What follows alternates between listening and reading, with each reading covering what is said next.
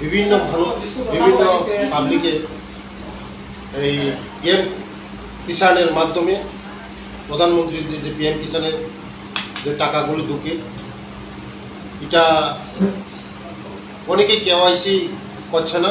তার জন্য ম্যাডাম প্রচার করেছে যে কেওয়াইসি যদি কারো যদি বাকি থাকে ওই টাকাগুলি ব্যাংকের মধ্যে ঢুকবে না। তার জন্য আজকে আপনারা দেখেছেন যে কেওয়াইসি শুরু হয়েছে, কেওয়াইসি করা শুরু হয়েছে।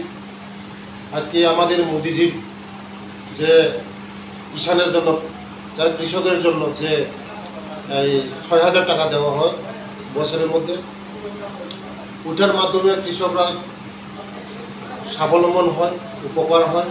তার জন্য কেওয়াইসি করা হয়েছে। কেওয়াইসি যারা করবে তারা অ্যাকাউন্টে টাকা ঢুকবে। আরও এই ম্যাডামের সঙ্গে মিটিং করেছি, আগামী দিন এই মঙ্গিয়াকামি ব্লককে পাইলট প্রজেক্ট হিসাবে আমি করা হবে। আমার ডিপার্টমেন্টের ট্রাইবাল ওয়েলফেয়ার ডিপার্টমেন্টের মাধ্যমে এখানে কলা, সপরি কলা, আনারস, লেবু, বিভিন্ন হর্টিকালচারের মাধ্যমে, এগ্রিকালচারের মাধ্যমে মানুষকে স্বাবলম্বন করা যায়। তাই আজকে আগামীকালও মিটিং হবে। ডেপুটি ডাইরেক্টর আসবে, এগ্রিকালচারের ডাইরেক্টর থাকবে, সুপারিনটেন্ডেন্ট থাকবে, সেক্টর অফিসার থাকবে। সকলকে নিয়ে আমরা আগামীকাল মিটিং আছে। আজকে আমার ম্যাডামের সঙ্গে, সেক্টর অফিসারের সঙ্গে আমি আজকে মিটিং করেছি।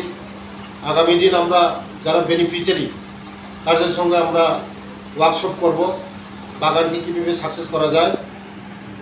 মানে এটা পাইলট প্রজেক্ট হিসেবে দেখা হবে এই মঙ্গিয়াকামিকে। আগামী দিন এই মঙ্গিয়াকামি যারা, বিশেষ করে এখানে মঙ্গিয়াকামির মধ্যে সবাই গরিব মানুষকে স্বাবলম্বন করার জন্য ইজি প্রসেসভাবে এগ্রিকালচারের মাধ্যমে করা যায়। তাই আগামী দিন আমাদের এই মঙ্গিয়াকামি ডেভেলপমেন্ট হবে, বিভিন্ন সেক্টরে বিভিন্ন স্কিম দেওয়া হবে।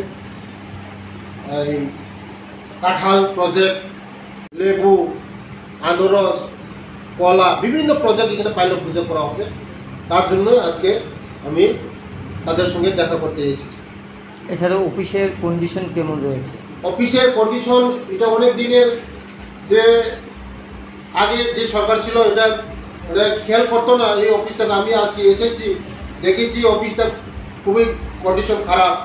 আমি এসে সাহেবকে বলেছি, যে সঙ্গে সঙ্গে বলেছি ওইগুলি মেনটেন্যান্স করার জন্য, এবং মেনটেন্যান্স করার কথা দিয়েছে সুপারিনটেন্ডেন্ট সাহেব। অফিসের লাইটের ব্যবস্থা খারাপ আছে, এবং ফ্যানের ব্যবস্থা খারাপ আছে, জলের ব্যবস্থা খারাপ আছে। এই আগামী কয়েকদিনের মধ্যে এগুলি সব মেনটেন্যান্স করা হবে। থ্যাংক ইউ, ধন্যবাদ।